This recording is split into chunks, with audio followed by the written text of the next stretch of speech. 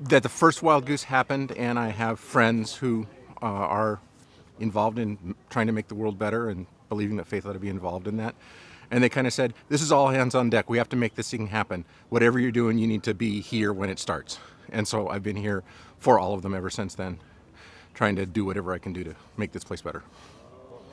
I do not come here for the speakers or the music. I come here to meet the people, to gather with the people who are doing goodness.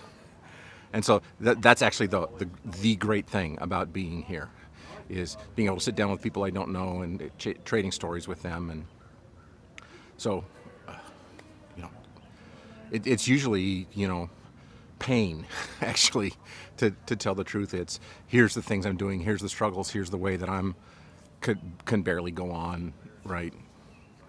And it's those things that are, and you just go home going, wow. I'm so glad I was able to be there for that person. Well, I just wrote my one-line Facebook status. It says I spent the weekend reading poetry and listening to people of faith who are trying to make the world a just and better place.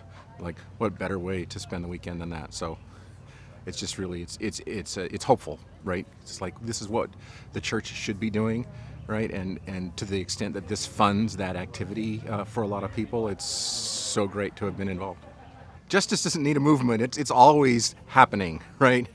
And so, if anything, it's Wild Goose is like a little bandwagon on a bandwagon activity on a bigger, more meaningful thing about justice. But doesn't not a bad thing to jump on the justice bandwagon.